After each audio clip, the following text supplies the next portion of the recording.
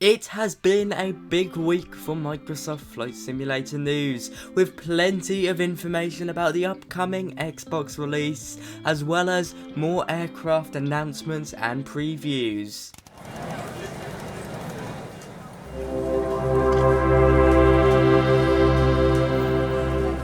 Hello YouTube, I'm Pilot Stud and welcome back to another Microsoft Flight Simulator news video. Today I'll be talking about some aircraft progress from the likes of JustFlight, as well as all the information about the Xbox version, which is coming to us on the 27th. If you're new around here, be sure to like, comment and subscribe to stay up to date with the most important Microsoft Flight Simulator news and more. But now let's hop right into it. Okay, so first of all, Xbox wise, it's coming on the 27th as we all know, but now we've got timing with it, and you can even go and pre-download it right now to have it ready on your Xbox for release time. It's coming to us at 1500 hours Zulu time, which in the United Kingdom means it's 4 o'clock in the afternoon, or 11 in the morning Eastern time. This, of course, is fantastic news. We've never seen a flight simulator like Microsoft Flight Simulator come over to Xbox.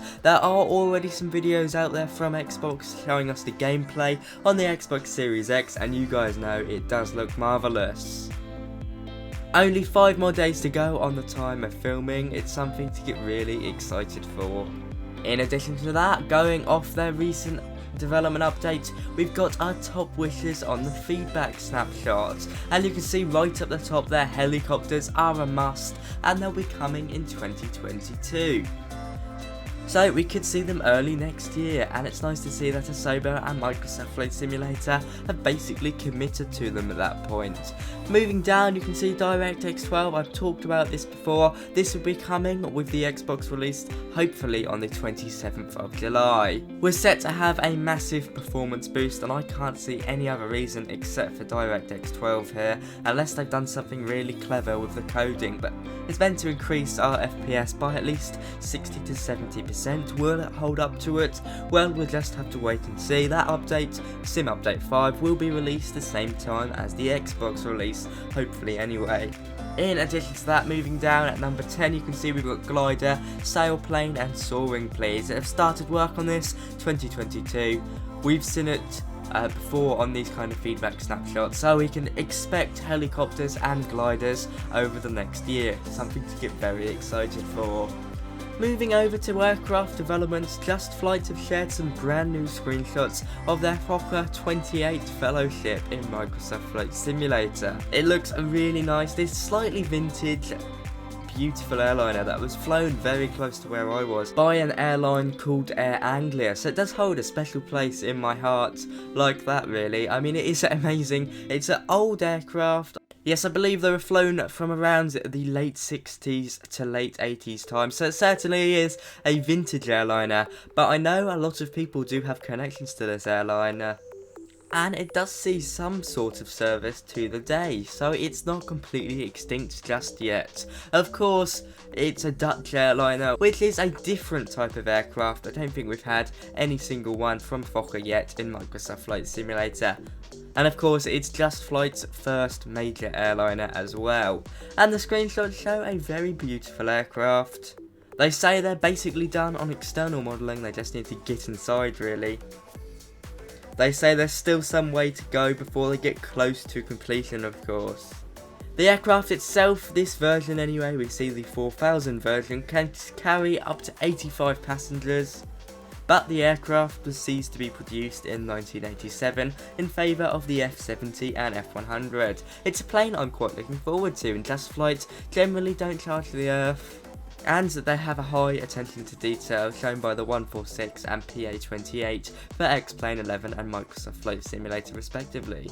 Sticking with payware aircraft, I quickly move over to some progress from Sim4Flight, who are working on an A350. Now, not only is this significant because of what they're showing us, but it's also significant because frankly we haven't had many updates for them for months. So it's nice to see they're still alive and still working on this aircraft. Now, on their Twitter and Discord, they share some pages that they confirm work in Microsoft Flight Simulator.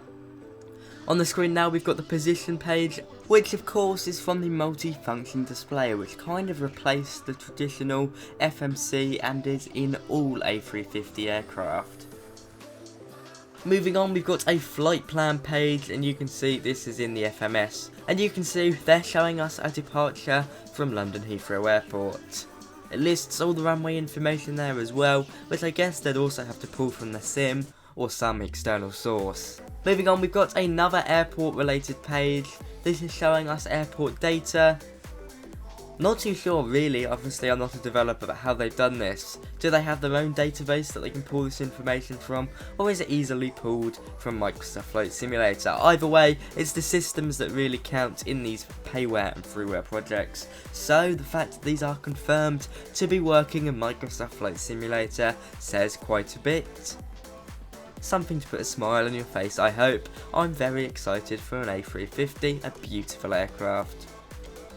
In addition to that, moving back over to the Xbox version, if any of you have heard of Flight Sim Expo, it's basically the world's largest flight simulation convention, I guess you could call it. Well, anyway, there TurtleBeach are showing us their Velocity 1 flight control system. However, sadly, it's in September, and by the looks of it, they won't be releasing it until after then.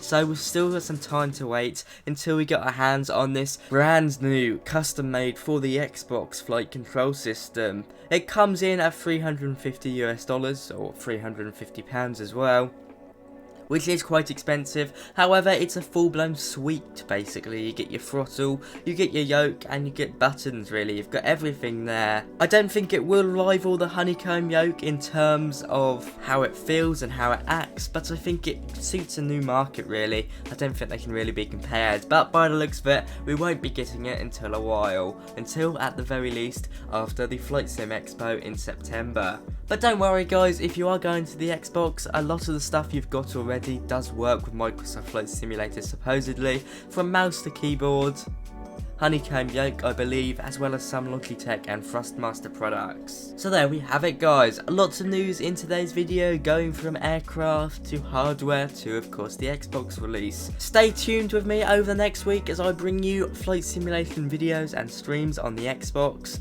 and of course on the PC I'll be bringing a video on that update as well of course. It's going to be a busy week for me and frankly a busy week for you. But anyway guys, I'm going to wrap it up here. Thank you to my channel members. If you want to become a channel member for exclusive perks, click that blue join button now. But from me today, that is all really. Be sure to like, comment and subscribe if you've enjoyed. But from me today, that is all. Bye bye.